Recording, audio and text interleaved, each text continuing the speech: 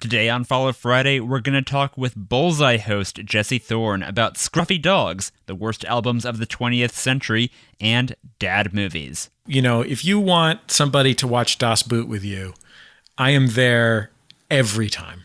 I'm thrilled to watch Das Boot with you. If you want to watch a movie where George Clooney has an extended sequence where it's just him framed against a bank of snow and he's assembling and disassembling his Hitman gun, in. But first, I want to thank everyone who has donated to support Follow Friday on Patreon. This is a completely independent podcast, and I really appreciate you. A special shout out to our newest patron, Danielle, who I forgot to thank in last week's episode. Oops. I also want to thank our sponsors. You want to sound smart in your next meeting, right? Of course you do. But here's the problem. You don't have time to keep up with all the latest updates on social media. And that's why you should listen to this podcast from the global creative agency Grey. It's called 5 Things This Week in Social. The hosts have partnered with some of the world's biggest brands, and they are experts in social media and emerging tech. Listen to 5 Things This Week in Social wherever you get your podcasts, or search for it with a hashtag and the number 5 things. Today's show is brought to you by Apprentice, which helps small and mid-sized businesses find great talent to work for them. Apprentice matches C-suite executives and business founders with college students that work on projects related to digital marketing, sales, data analytics, and executive assistance. If you have fewer than 30 employees, you can get 4 weeks of free executive assistance thanks to our new partner, Apprentice. Connect with their matching team at this URL. followfriday.net/apprentice. Again, that's followfriday.net/apprentice. Okay, here's the show. Today is a good day to meet some new friends. Everyone make a way. The show is a buffet of folks you should know. So let's have a soiree. Well, that's enough for play. So now right away, with no further delay, it's Follow Friday. It's Follow Friday. It's Follow Friday. It's Follow Friday. I'm Eric Johnson. Welcome to Follow Friday, the podcast about who you should follow online. Every week, I talk to creative people about who they follow and why. This is a guided tour to the best people on the internet, led by your favorite writers, podcasters, comedians, and more. If this is your first episode of the show, take a moment now and please follow or subscribe in your podcast app. Today on the show is Jesse Thorn, the host of the podcast and public radio interview show Bullseye. He's also the co-host of Jordan Jesse Go, the bailiff on Judge John Hodgman, and the founder of Maximum Fun, which is a network of excellent artist-owned podcasts. He also has the greatest mustache in all of podcasting. You can find Jesse on Twitter at Jesse Thorn, and his first name is spelled Jesse. Jesse, welcome to Follow Friday.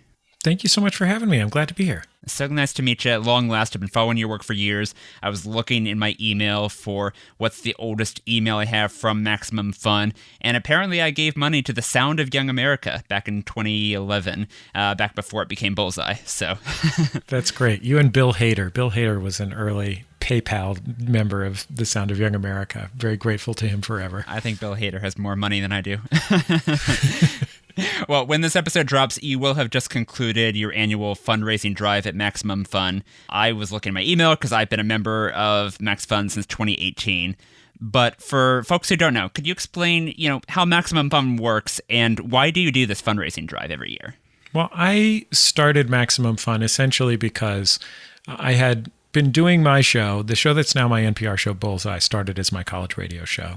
I started podcasting it 5 years after I started it, at the very dawn of podcasting, around 2005 or so.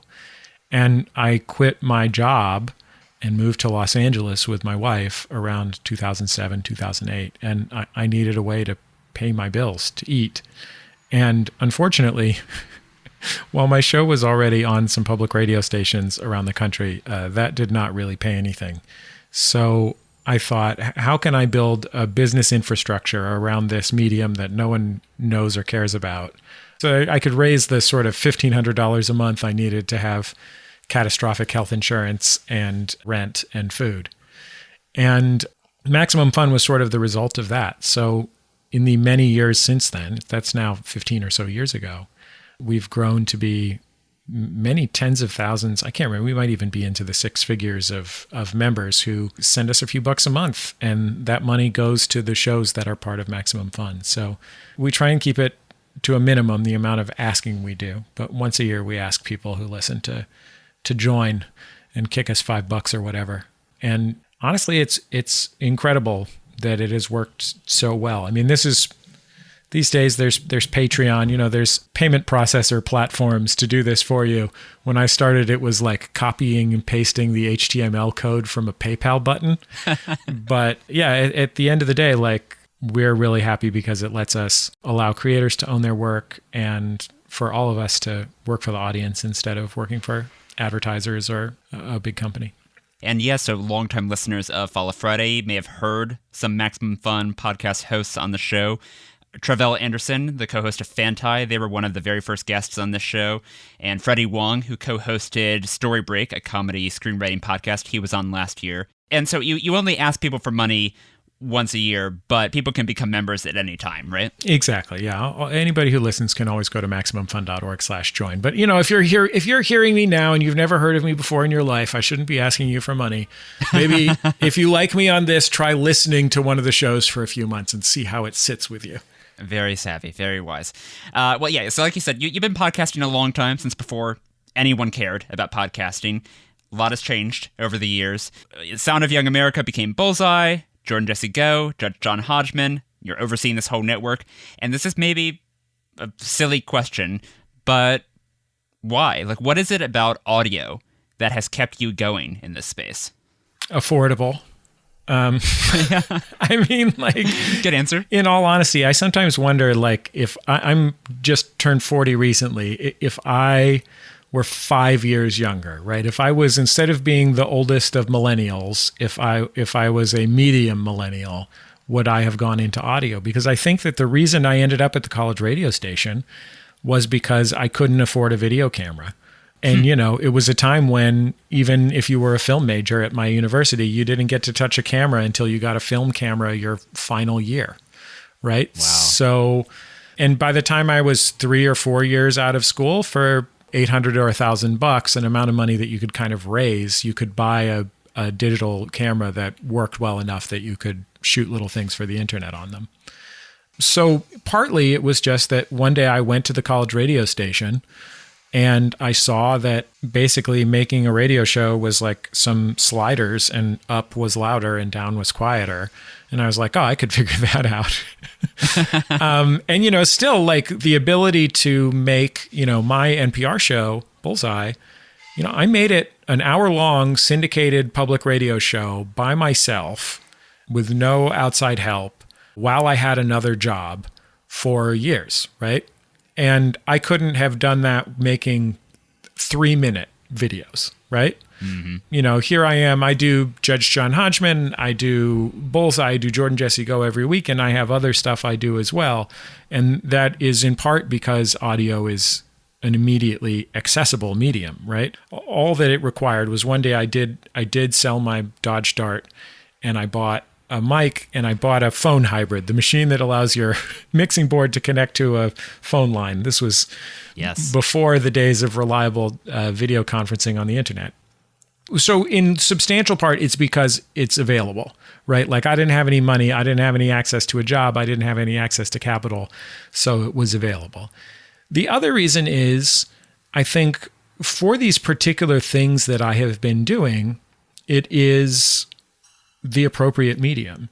Just like any other medium, audio has particular strengths, and they have to do with the role that audio plays in our lives.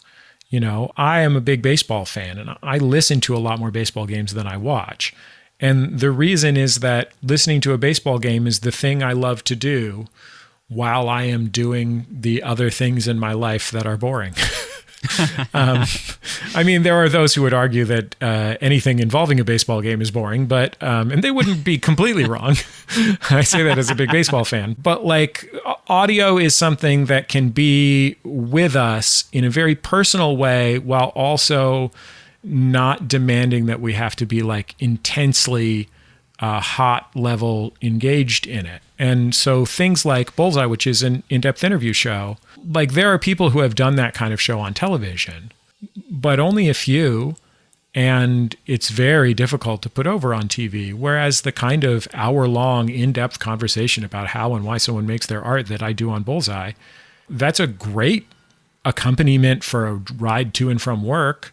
And with Jordan Jesse Go, which is a very silly freewheeling comedy show with sort of no content at all, like audio is the experience that most closely mimics the feeling of like laughing with your friends, which is essentially all Jordan Jesse Go is. I mean, it's like the most distilled, intense, almost abstract version of laughing with your friends that could exist. And that's something that even when they were giving TV shows to podcasts, even during either of the periods, either 13 years ago or 5 years ago, when they were giving TV shows to podcasts, like there's no TV show of Jordan Jesse Go.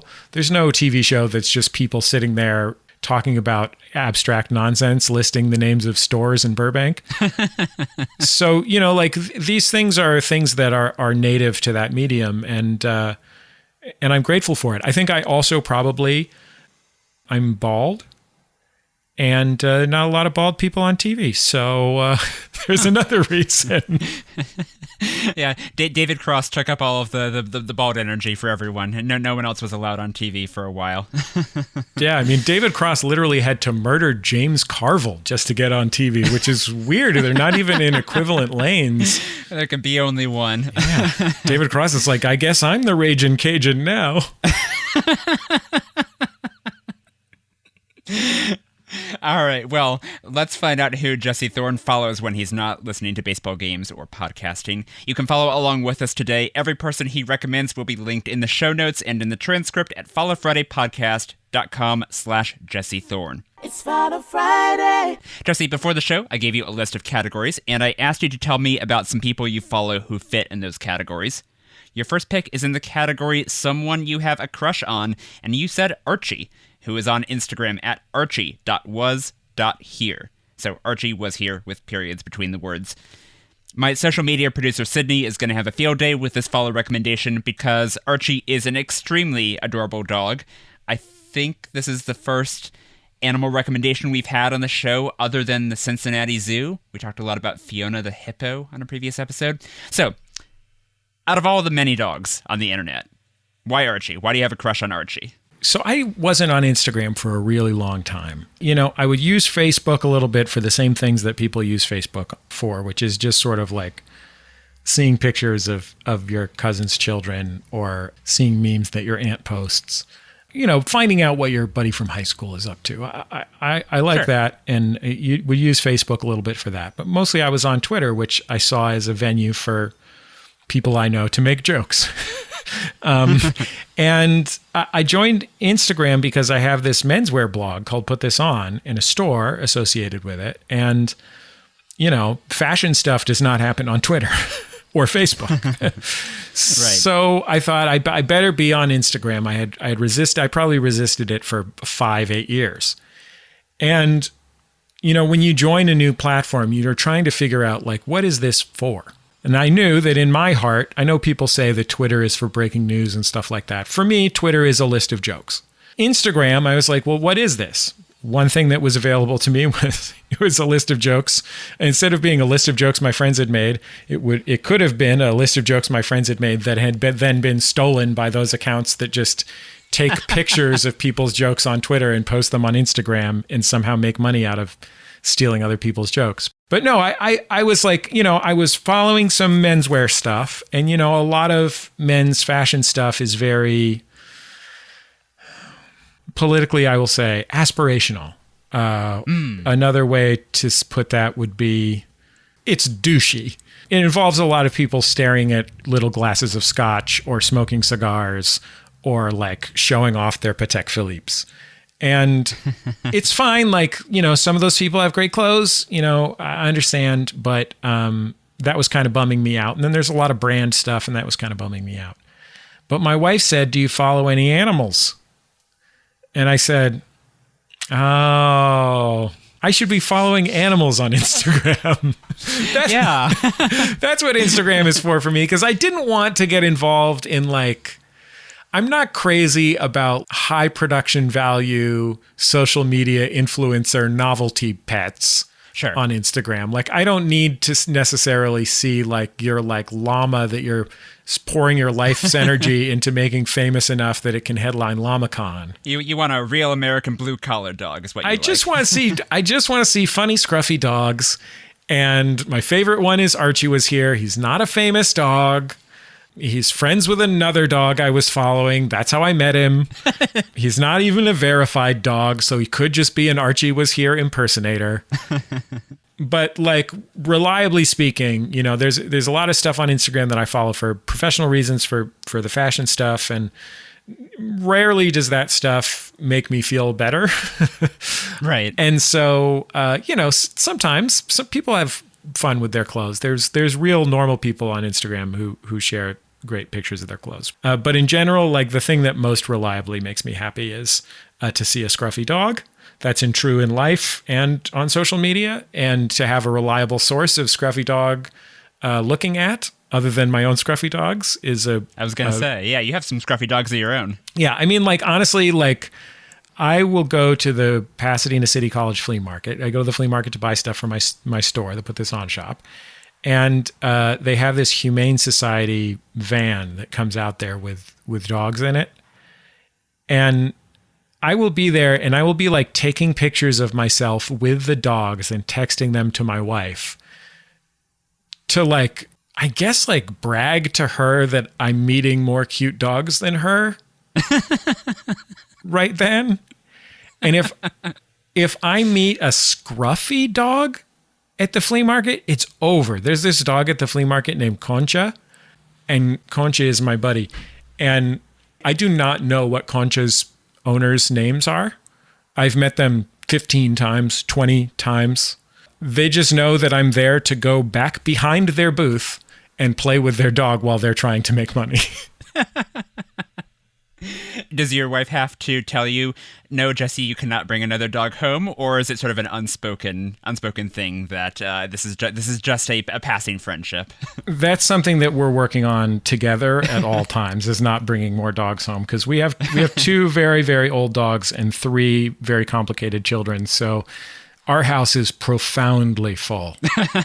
And in fact, I think that, like, at such time as we ever get another dog, when our dogs pass away, I think we may end up getting a more regular family dog, you know, like a like a golden retriever or whatever, which is fine. Those are sweet dogs. But yeah, my heart belongs to dogs that look like they should be carrying a bindle over their shoulder. Dogs that look like Archie, yeah.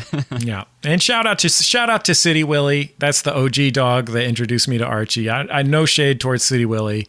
I love you still, City Willie. You still have my heart. It's just that Archie's better. And I saw that Archie lives in Philadelphia. Is City Willie also a Philly dog, or do you know the backstory? I think a Philly area dog. Yeah, the backstory is they were introduced by Terry Gross.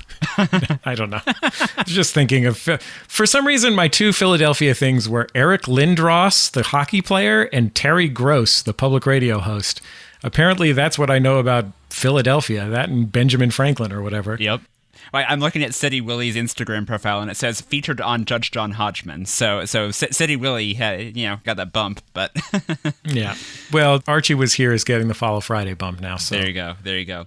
Well, so when did you know that you were a dog person? Was there a specific dog that you met when you were young, where it's like, oh, okay, I'm really into dogs? I had a dog as a kid, but only until I was like 6 or 7. So I didn't have a close relationship with that dog. I mean, I like the dog, but when you have to be a little older before you really bond with a dog like that. And that dog literally went to live in the country. Like, actually, not even, it didn't just die. And my mom told me that, it was like an Australian Shepherd mix, and it was just not a suitable city dog. Yeah. So my mom gave it to her dental hygienist. who lived in the exurbs.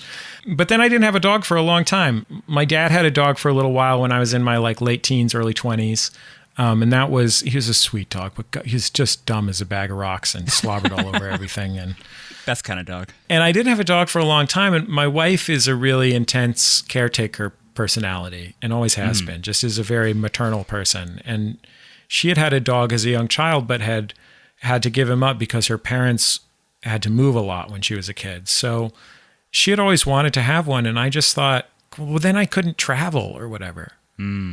And there's just nothing that my wife has been more right about in my entire life. And she's right about a lot of things. She's an amazing person. Than that we should get that dog. Like, we got a dog who unfortunately was ill and passed away not long after we got him. But that experience led me to get the older of my two dogs that I have now. And she's like 14 or something at this point. And just absolutely the love of my life. Like, it means so much to me to have her. Like, I have very severe migraine headaches, and, she'd like come and take care of me when I was, crying in bed. She would just come jump up on the bed and kind of put herself underneath my armpit, Yeah, I mean, like, I think I will probably be a dog person for the rest of my life because I've just been awestruck by how rewarding it is. Yeah. But now you don't have any accounts where you post as your dog, right? You don't have a social account for your dog? No, I do post pictures of my dogs, and I don't post pictures of my children because I feel like my dogs give up their right to consent the second that they eat the like food that I pour into a bowl for them. Whereas my children, I think, probably retain the rights of publicity to their own image. I agree with that. That's a good line. Yeah.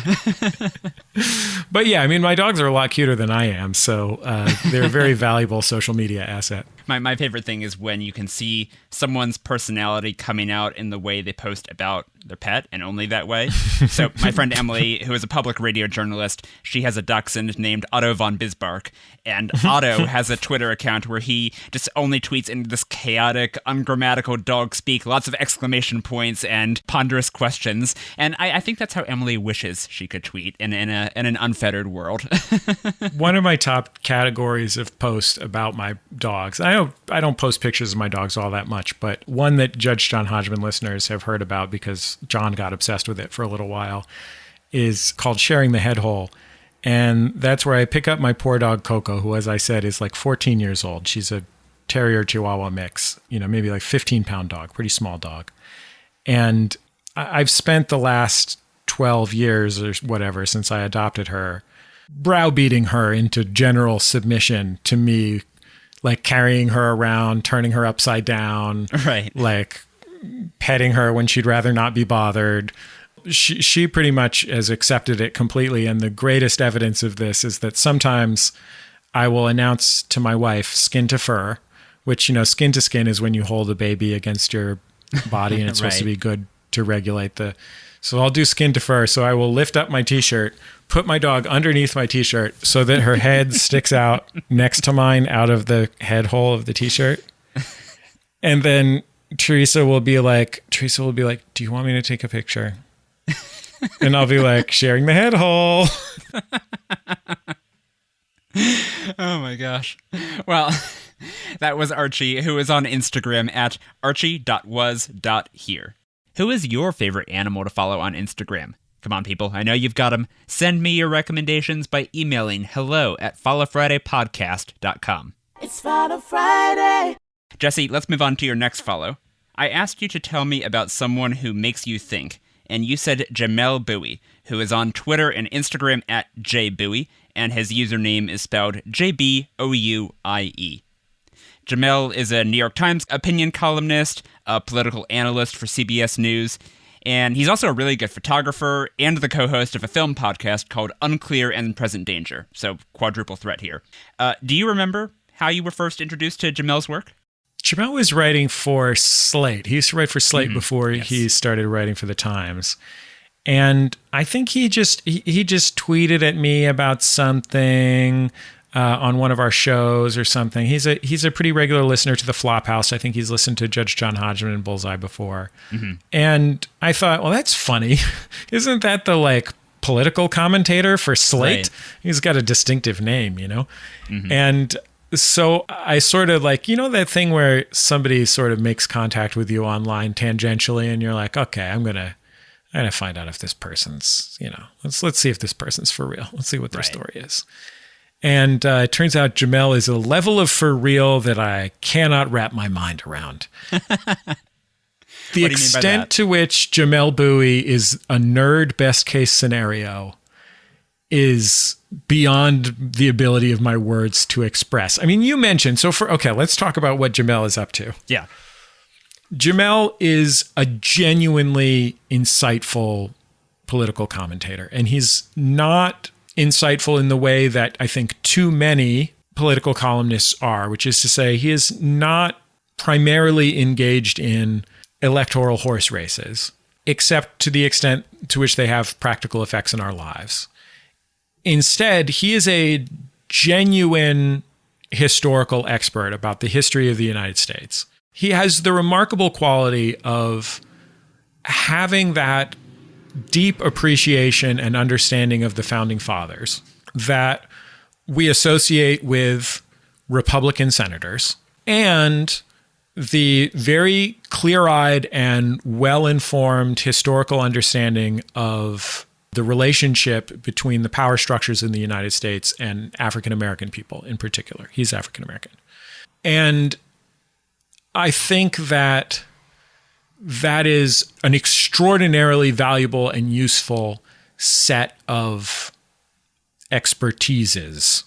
You know, I think that either of those are valuable in and of themselves, but like, I think that as a combination, somebody who is capable of understanding the systems of the United States as they were set up by these people who were undoubtedly brilliant and remarkable in many ways, and then understanding them in the context of the ways that they have directly affected the law and African-American people over the course of the last 200 whatever years, right? So that's one thing. Then he is a gifted breakfast cereal reviewer. I'm not familiar with this. This is another thing he does. Breakfast cereal reviewer. Yeah, he has a series of breakfast cereal reviews that he does for Serious Eats. Today I have an unusual cereal, not as unusual as things we've done in the past, but still relatively unusual. This is General Mills Cinnamon Toast Crunch, which appears to be some kind of combination of cinnamon toast and Golden Grams. Two, I think, S-tier cereals, two things that are really fantastic, but I've never really had them together. And of course, this cereal is terrible for you, lots of sodium and sugar, so you should not eat these things. I feel compelled to say this. I'm doing this for science, of course. My daughter is obsessed with them. And I'm so proud of her, because just what a wonderful thing for her to be obsessed with, because Jamel is such an insightful food person. He's a great cook. And he's very serious about it, but not in like a sad doctrinaire way. And he's incredible. I mean, he's one of the most beloved guests on my friends, the Doughboys podcast, which is about fast food. He's no pretense, just insights, right? Right. Then, probably the internet's number one dad movie enthusiast, which I like. This is a person who can talk to you about Battleship Potemkin as readily as he can talk to you about Bloodsport and be genuinely insightful on all fronts. Incredible that he can do this. And then, as you mentioned, he's a really skilled photographer. Yeah. It's kind of offensive when someone is this multi-talented, you know? It's like, can you just be good at one thing so I feel a little bit better? But no, I'm glad that he has all these different avenues for his creativity. Yeah, I mean, our friend Freddie Wong, a past guest on your show, is a similar kind of thing where you meet somebody and they're like, sure, well, this person's a genius, you know, of course. But like as a look, I was on the exceptionally gifted track in school, but I have no skills of note. Like, I've never been able to translate my gifts into practical real world effects. So people who can do it in multiple areas are extraordinary to me. You know, Freddie Wong is making films, making great podcasts. He's also a food genius. He's got all these insights into scams and flams on the internet, which is something that he's an expert on. And then besides that, you're like, oh, and you're making extraordinary pottery, Freddie? So I just have a lot of admiration for someone who brings actual insight both to Thomas Jefferson's relationship to slavery and the fact that Spider-Man 2 is the best Spider-Man movie ever made. I agree with that. Yeah, Spider-Man 2 is up there with the best Marvel movies for sure. It's the best one. It's not even close. Best one. I mean, Spider-Verse. Yeah, exactly. Spider-Verse is my number one. We can't sidetrack this.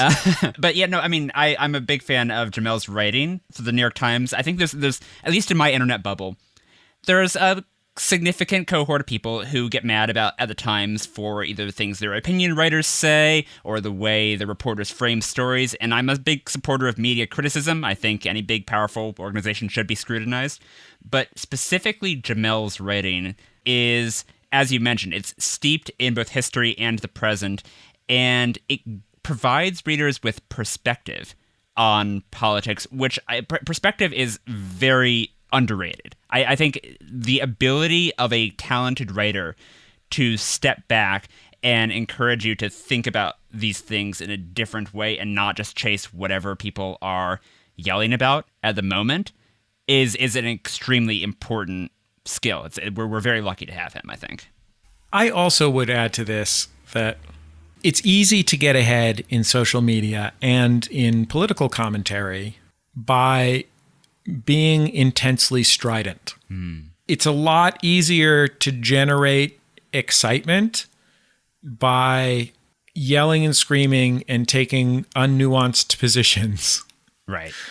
And something that I really admire about Jamel is, look, I've talked to the man 4 times in my life, right? But in my experience, a genuinely nice, decent guy, and someone who does not sacrifice the strength and clarity of his positions in making those positions genuinely considered and nuanced. He is not someone who equivocates for the sake of equivocation, but he is also not someone who's afraid to be clear and strong when the situation calls for it. I also want to give a shout out to Jamel's Letterboxd account. He's one of my favorite people to follow on the movie nerd app Letterboxd. And I mentioned earlier, he's the co-host of a podcast called Unclear and Present Danger, where he and his co-host John Gans cover post-Cold War political thrillers. The Hunt for Red October, JFK. I guess maybe these are also kind of dad movies. I don't know. Are you very much into these sorts of movies? Oh yeah. Yeah. I think the place where Jamel and I coincide is probably Master and Commander, The Far Side of the World. It's such a great movie. I am not a trash movie guy, generally speaking. You know, you won't find me very often watching Bloodsport. Maybe a Jackie Chan movie sometimes, but I really love a well-made, perhaps slightly boring genre film. You know, if you want somebody to watch Das Boot with you, I am there every time. I'm thrilled to watch Das Boot with you. If you want to watch a movie where George Clooney has an extended sequence where it's just him framed against a bank of snow and he's assembling and disassembling his Hitman gun, you want to watch a high quality Elmore Leonard adaptation? Come to me. Let's watch The Limey. I will watch it anytime. I've only seen Jackie Brown. I think you've just given me 3 more films I need to put on my watch list. Merry Christmas. Well, that was Jamel Bowie, who is on Twitter and Instagram and Letterboxd at jbowie. And incidentally, if you want to follow me on Letterboxd, I'm at HeyHeyESJ. We are going to take a quick break now, but we'll be back in a minute with Jesse Thorn.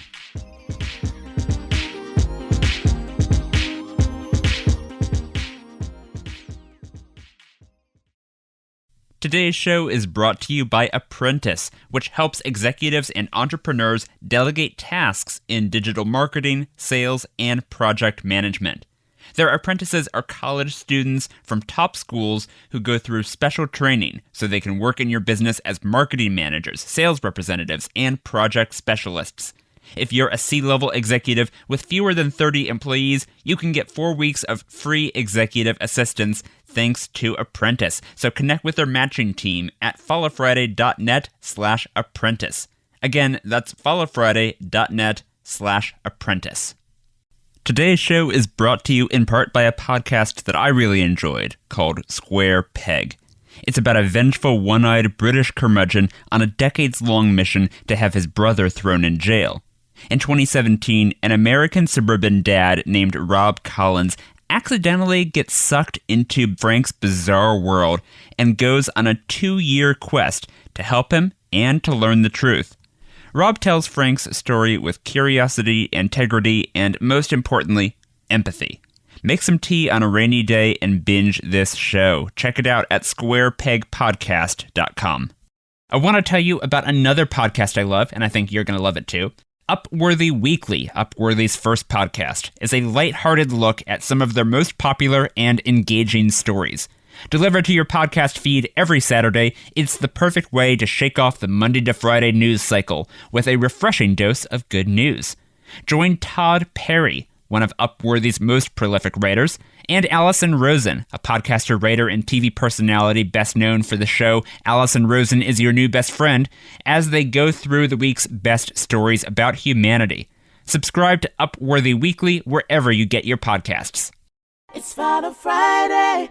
Welcome back to Follow Friday. Jesse, I asked you for someone who makes you laugh, and you said Blaine Capatch, who is on Twitter at Blaine Capatch, and his name is spelled BLAINECAPATCH. Blaine is a comedian and a writer and more, and when I asked you to come on Follow Friday, you warned me that you would spend the whole show laughing at half-remembered tweets from Blaine. So, did you discover him through Twitter? Did you already know him as a comedian from just being in LA? How did you discover Blaine?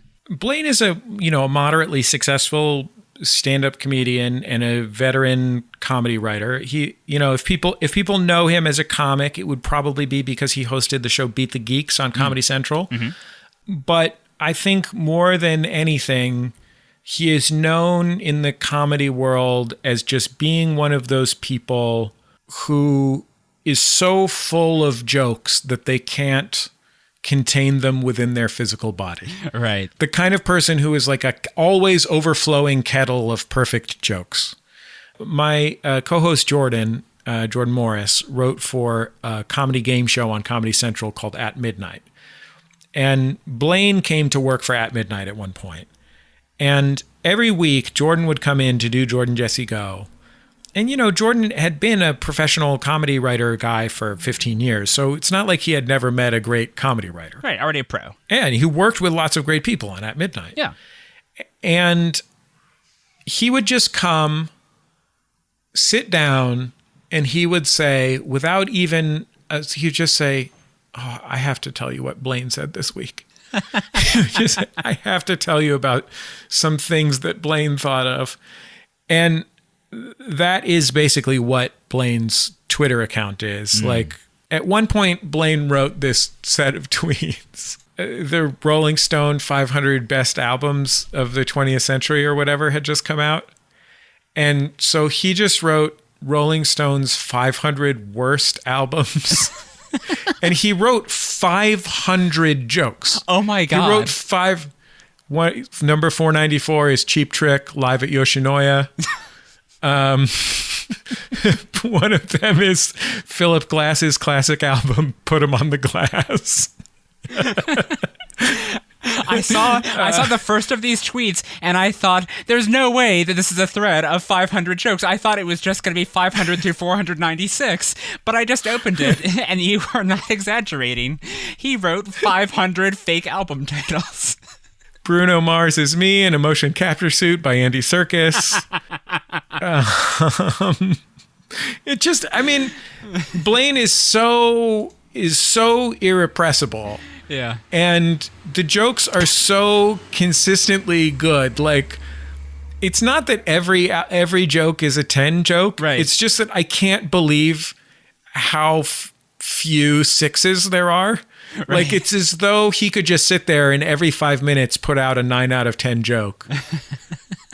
Like, it is absolutely awe-inspiring. And it's just about anything in the world at any time. So he just tweeted, as we record this, he just tweeted, "They keep saying critical race theory like they just learned it, the way my 8-year-old says D's nuts all the time."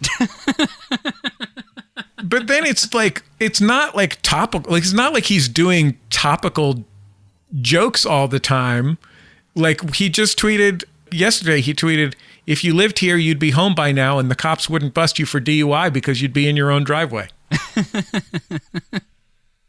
Oh my God. This is one of those things where I frequently on the show marvel at the ability of people like Blaine, funny people who can consistently come up with just quality material. But I think here my internet experience, my savviness played against me here because I can't get off this Rolling Stone list. There's so many there are so many people who tweet the joke where it's like, okay, here's a 384-part thread where I'm going to explain this. And the joke is, of course, that they never have any replies to that original tweet. There is no thread. Just the sheer audacity and the brilliance of the Rolling Stone 500 Worst Album list. I'm going to spend the rest of the day reading this list. Eric, Yeah. All my smooth move X-laxes live in smooth move Tex-lax. I mean, like, the thing about Blaine that Blaine is a really good dude in addition to being a comedy genius. But like, the thing that I love most about Blaine is that what I really want for Twitter, and like, I end up engaging in the discourse in Twitter and then I feel bad about it. Right. But like, the thing that I love about Blaine is that he still very much represents the thing that I came to love on Twitter. The reason that I stuck around when I started on Twitter 15 years ago or whatever, which was, wouldn't it be great if there was a place where we could share the jokes that we thought of so everyone could hear them? Yep. And wouldn't it be great if there was a place you could go so you could see the jokes that your friends made? And like, when your friend is Blaine Capatch, it's like, what a home run. Number 310. What if I sang about how I would have done it by O.J. Simpson? Number 306. What's the name of that band? It's a 3-word name. By My Morning Jacket. Okay, I'm going to stop now. I gotta close this tab. He also will tweet at least once a day. He used to write for Mad TV. Yeah. And he will tweet at least once a day, "Quick, get Mad TV back on the air so I can pitch." And it's just puns. I mean, it's just like silly. This one says, "Quick, get Mad TV back on the air so I can pitch Shaved by the Bells." BELZ, Richard Belzer. But like, it's just silliness. It's just true, profound silliness. And then once in a while, he tweets about a vintage guitar he likes. Well, that's nice. Hey, and in addition to being this extremely talented comedian, he's also in the cast of Nerd Poker, which is a Dungeons & Dragons podcast hosted by Brian Posehn, fellow comedian. Dan Telfer as well. Yeah, and he's the longtime announcer for the Los Angeles Derby Dolls, a women's banked roller derby league.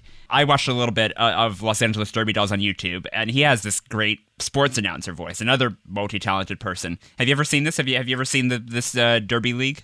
One of my colleagues actually is a former Derby doll. Really? Who is also a sometime Derby doll announcer. And Blaine also does announcing for this thing called Lucha Vavoom, which is a combination lucha, Mexican wrestling, right, and what do you call that, where it's stripping with craft cocktails? Like a burlesque or like a... Yeah, burlesque. Thank you. That's the word I was looking for. I wasn't doing a bit there. I really did lose the word burlesque. Yeah. But he announces this, and Jordan has a couple of times filled in for him on these shows. And just the amount that the people just want to see Blaine, like, it's as though you're it's as though you're the guy who replaced Kareem at center on the Lakers, you know, or it's like you went to see Hamilton in the third week and Lin-Manuel was taking the night off, and so you got to see the understudy. Mm-hmm. Like, the amount of "you're not Blaine Capatch" that Jordan has suffered filling in for him in those announcer jobs. Oh man. Well, I feel bad for Jordan, but I'm really glad that Blaine has this following, in LA for these events, because that's the thing. He's been on big TV shows on At Midnight and stuff, but I don't think he's like a household name as far as comedians go. He's not someone. Hummingbirds are descended from humming dinosaurs. So stupid. Maybe he should be a household name. That's what this conversation is convincing me of. Mr. Ed's real name is Mr. Ed Begley Jr. So stupid. You were correct to warn me. Oh my god, I'm giggling at this all day. That was Blaine Capatch, who is on Twitter at Blaine Capatch. It's Follow Friday. Well, we have time for one more follow today, and I saved my personal favorite for last.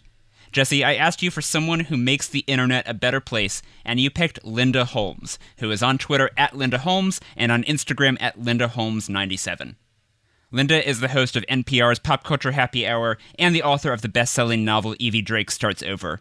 And she has a new book coming out next month called Flying Solo. So you two know each other in real life, right? You've worked together a bunch?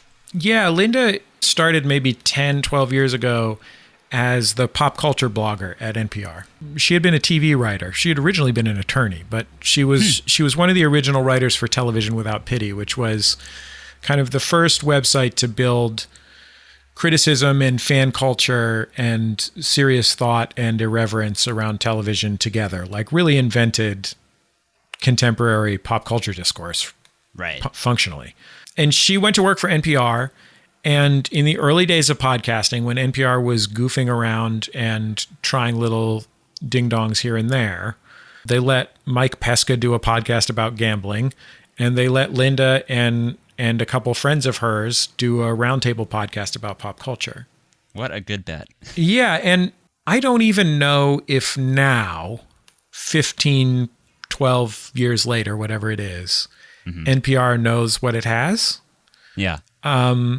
But Pop Culture Happy Hour is monumentally successful and on the basis of absolute merit.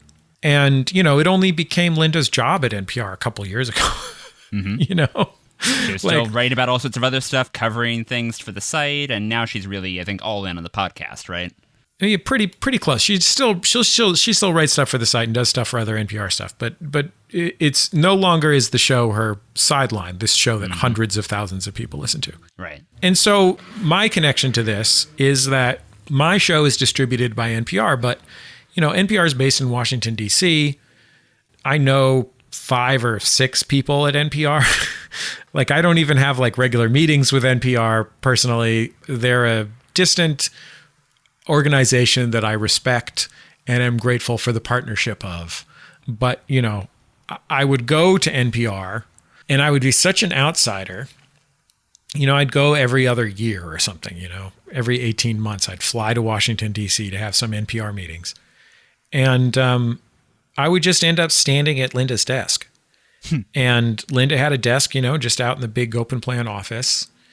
And she was the only person around that was familiar with my work. Possibly our direct partner, connector, boss person was familiar, but besides that. Right.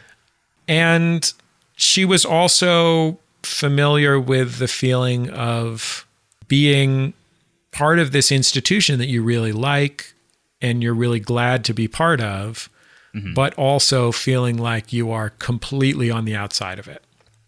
Right. So we would stand there and complain together, except that Linda is not a complainer. And so it was in a funny way kind of inspirational to complain with her because she's so smart and caring and decent. And at no point did she bring up the fact that her show is 7 times more popular than mine. I was just grateful to get to know her, like she's always, I think to me as a critic, represented something that's really special, which is, she started out writing about The Amazing Race. She has no opposition to cultural comfort food. She also is really brilliant and insightful as a critic. She does not let go her standards in writing or considering comfort food. And she's every bit as able to consider and write and talk about non-comfort food, high art. And I think that she is really special in the way that she combines the embrace of the value of, for example, warmth or laughter, which are things that can be good about something, though you wouldn't know if you had ever read culture criticism, with very consistent insights in all areas. And her audience on Pop Culture Happy Hour, and with all due respect to Stephen and Glenn and all the other folks who are on Pop Culture Happy Hour, it's her audience. She is like a god to them.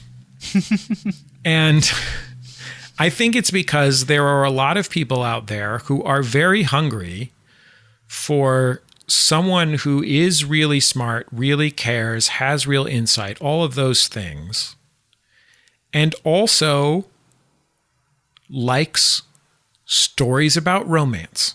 Mm-hmm. You know, there's so many people like that who want to talk about whatever it is, Tarantino. Sure. Right? Dime a dozen. Yeah, Tarantino's amazing. And Yeah. and like Linda has great insights about Tarantino, right?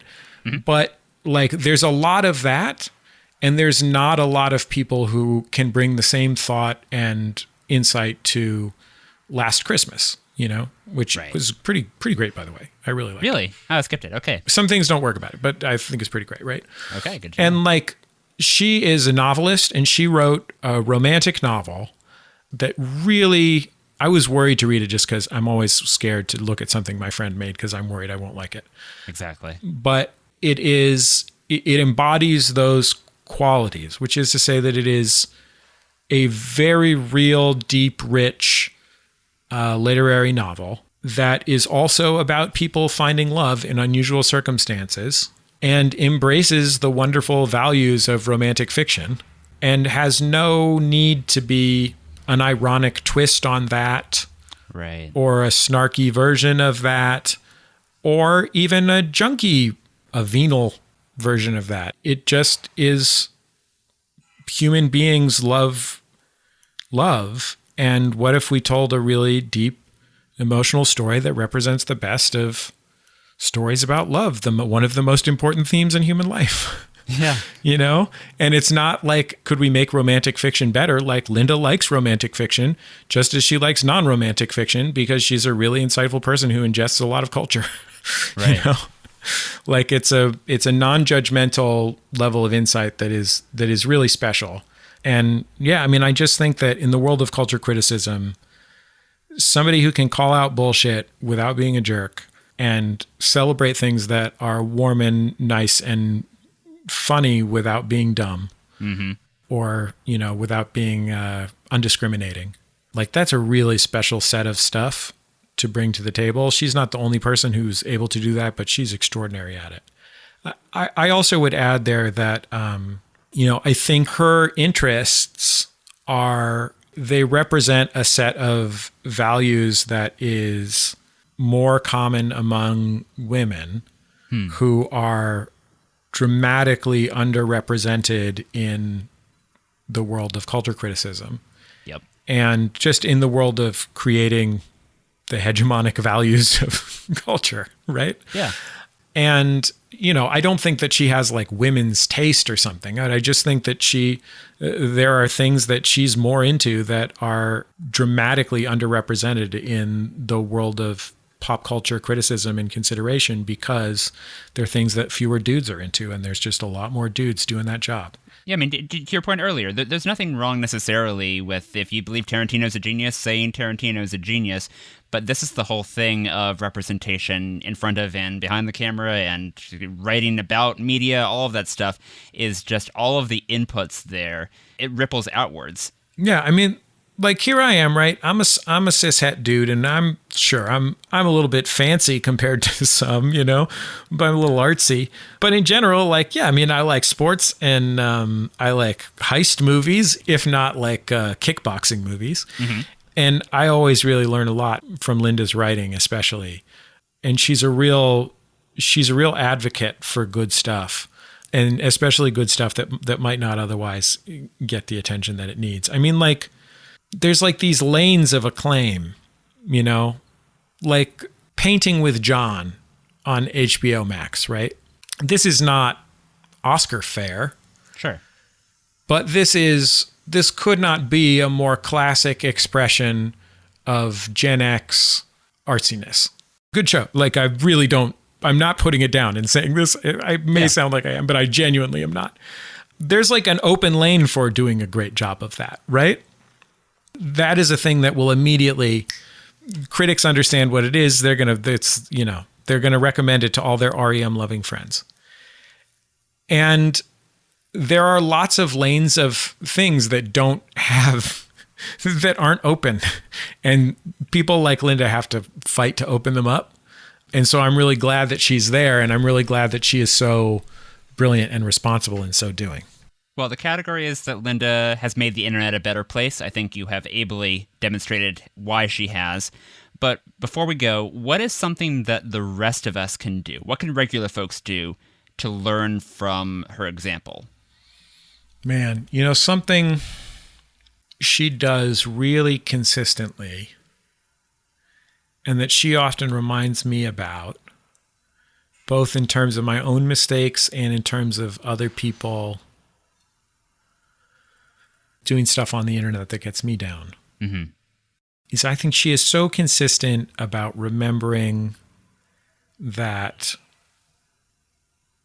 there are human beings on the other side of the screen. Mm. And like, Linda is a very nice person. Right. But it's not like she's the kind of critic who only says things about things she thinks are good. Mm-hmm. It's not that would never say something negative about something. She often does, especially when it's important.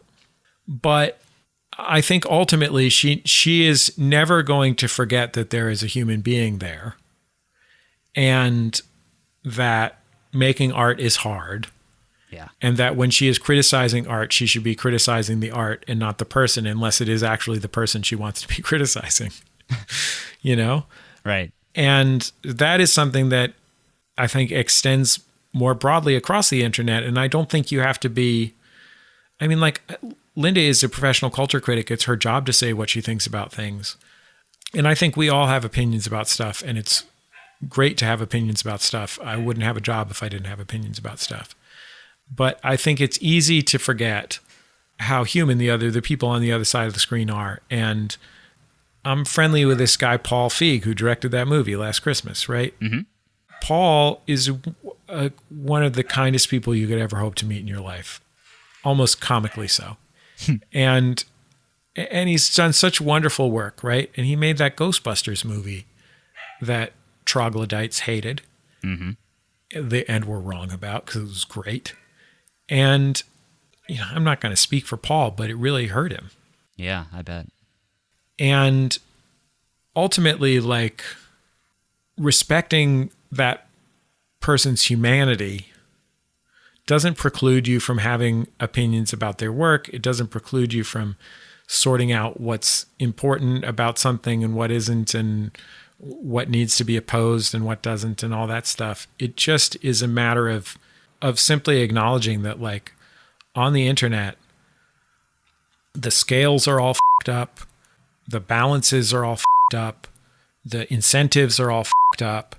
And so you really have to make an active choice to be decent to others. That's a perfect place to end it. Make an active choice to remember other people's humanity. Well, that was the amazing Linda Holmes, who is on Twitter at Linda Holmes and on Instagram at Linda Holmes97. Jesse Thorn, thank you for coming on Follow Friday and sharing all of these follow recommendations with us. Before we go, let's make sure that listeners know how to find you online. Where do you want them to follow you? I'm on Twitter at Jesse Thorn. which is a heady mix of links to in-depth arts and culture interviews with major figures in American culture like Kareem Abdul-Jabbar and David Byrne, and dick jokes. Much to the chagrin of National Public Radio, my very classy business partners. And then I'm on Instagram at put.this.on, where you can find pictures of my outfits and antiques that I have for sale in my store. So I have a very muddled brand, Eric. And your podcast one more time are Bullseye, Jordan Jesse Go, and Judge John Hodgman. And you can also check out MaximumFun.org. You can follow me on Twitter at HeyHeyESJ, and please subscribe to the free Follow Friday newsletter at followfriday.substack.com. If you like this episode, then check out the past Follow Friday interviews with Storybreak co-host Freddie Wong, Fanti co-host Travell Anderson, and The Simpsons writer Broti Gupta. Follow Friday is a production of lightningpod.fm. Our theme music was written by me and performed by Yona Marie. Our show art was illustrated by Dodi Hermawan, and our social media producer is Sydney Groden. Special thanks to our Big Fry Patreon backers, John and Justin. That's all for this week. This is Eric Johnson reminding you to talk about people behind their backs. And when you do, say something nice. I'll see you next Friday.